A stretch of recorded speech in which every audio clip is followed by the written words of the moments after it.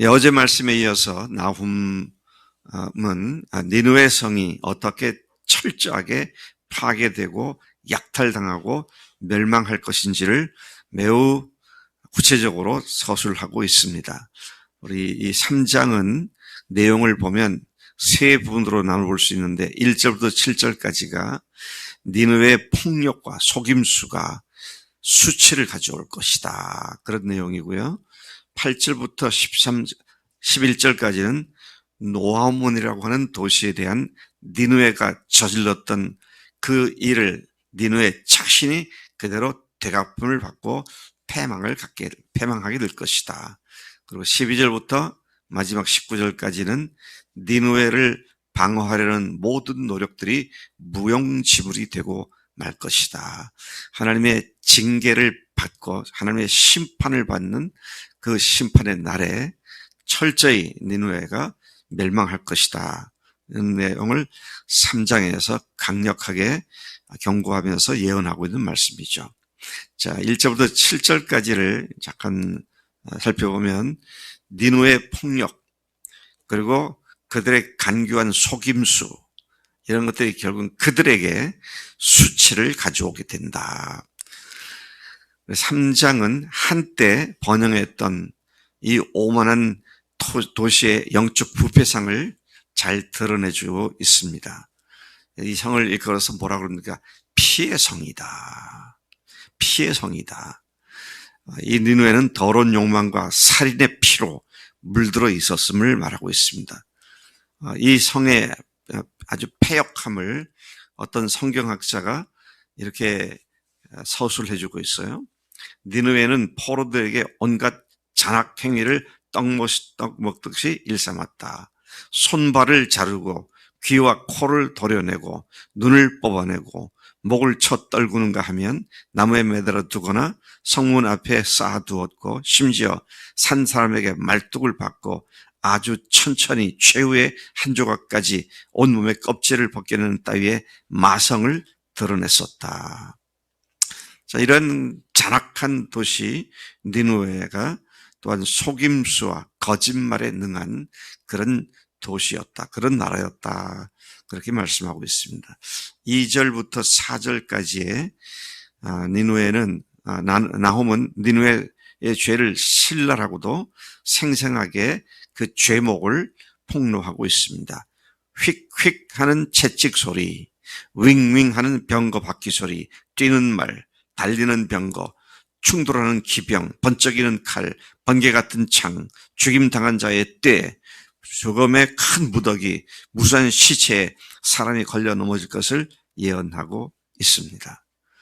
자기가 정복한 나라들에 대해서 했던 그대로 되갚음을 당하는 그런 하나님의 심판을 얘기하고 있는 것이죠.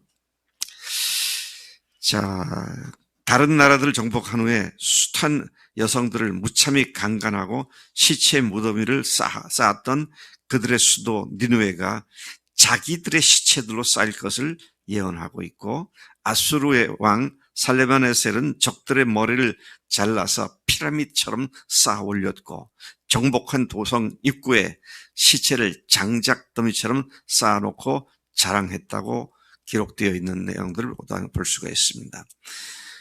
또 마술을 통해서 그 영적인 간음을 하는 그런 표현을 하고 있는데요.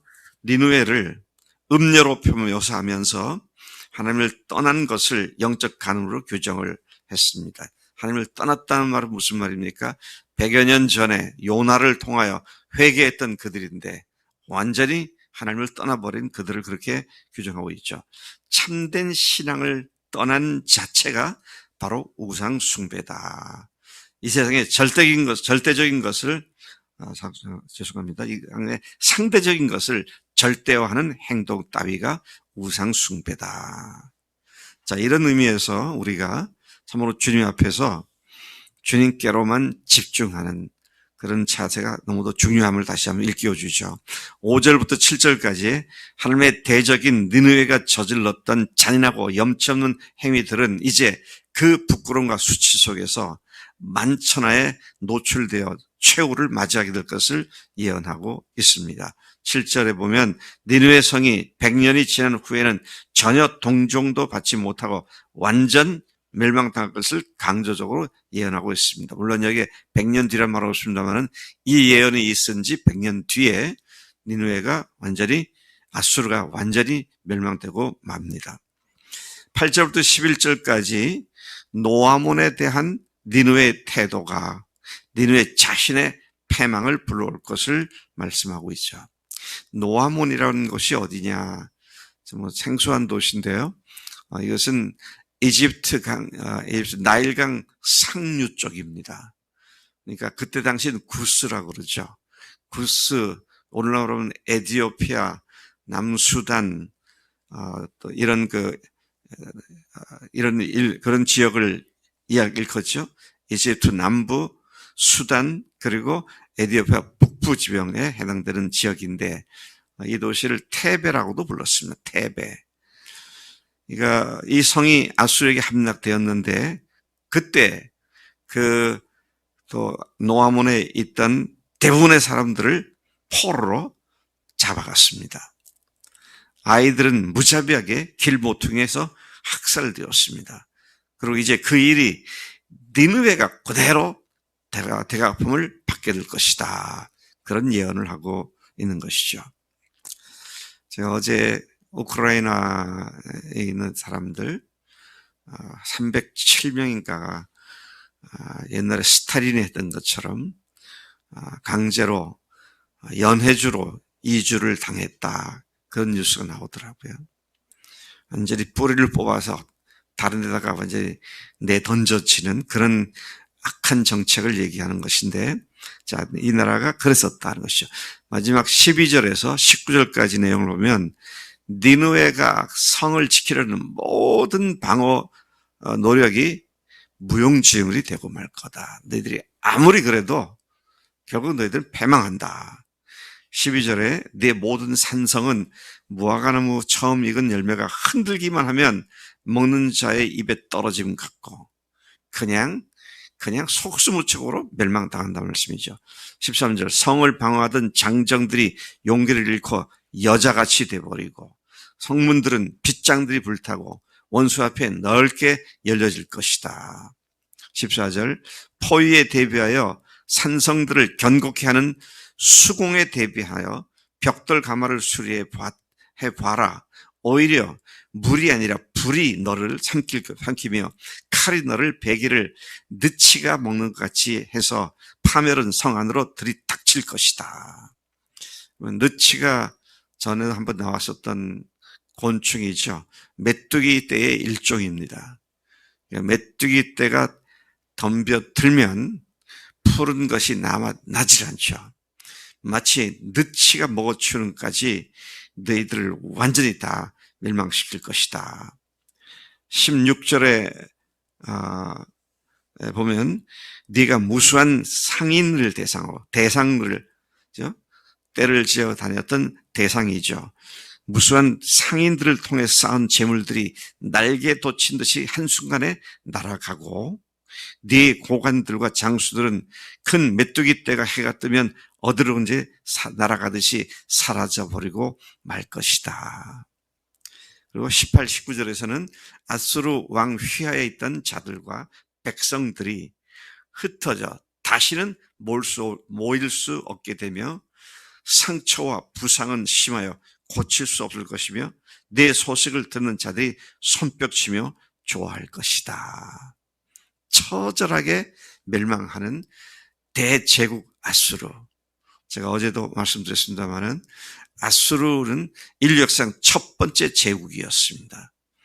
무려 그때 이 말씀이 예언되기 전 3000여 년 전부터 존재했던 도시인데, 근데 주전 1000년부터 600년 사이 다윗 왕부터 이스라엘이 멸망하고 난 100년 후까지 약 400년 동안 어마어마한 전쟁들을 벌여서 주변을 완전히 초토화시키고 자기 나라를 부국으로 만든 도저히 사람들이 어떻게 해볼 수 없는 제국이었는데 하나님의 심판하시게 되니까 한순간에 모든 것이 다 망하는 그런 모습을 보여주고 있습니다. 여러분, 하나님께서는 하나님 앞에 우리가 어떻게 사는가를 늘 주시하고 계십니다. 우리가 믿음을 갖고 부활로 구원을 확증했다 할지라도 삶이 뒤따르지 않는다면 그런 그리스도인, 그런 교인들을 하나님께서 반드시 징계하십니다. 여러분, 그거 꼭 아셔야 됩니다. 우리는 예수님을 믿은 자들이기 때문에 지옥에 가지 않습니다. 지옥에 안 가요. 믿으시죠? 그러나 이 세상에서 주님의 말씀을 순충치 않으면 오늘 아수르가 당한 것처럼 이 세상이 이렇게 비극적으로 끝날 수밖에 없다는 겁니다.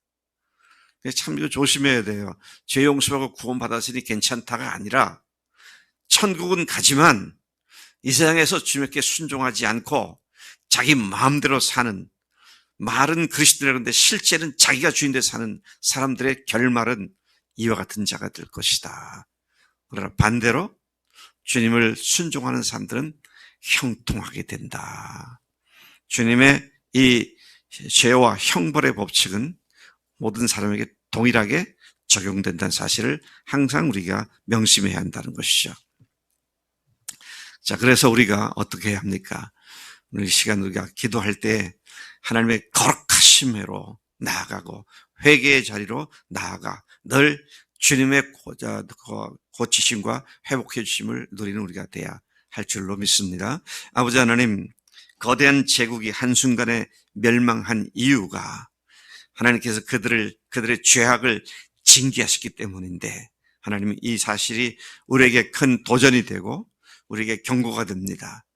하나님을 믿는 자들로서 우리가 주님의 은혜로 죄 사함 받고 구원받지만 우리가 뿌린 씨의 죄악의 씨는 우리가 그대로 먹을 수밖에 없다는 사실을, 이 세상의 삶이 그렇게 곤고할 수밖에 없다는 사실을 주님 두려운 마음으로 바라보며 늘 주님께 순종하는, 주님께 집중하는 우리가 되도록 인도해 주시는 줄로 믿습니다. 오늘도 내일도 평생 주님 앞에 그렇게 살겠습니다. 감사하고 예수님의 이름으로 기도를 쌉나이다. 아멘. 아멘.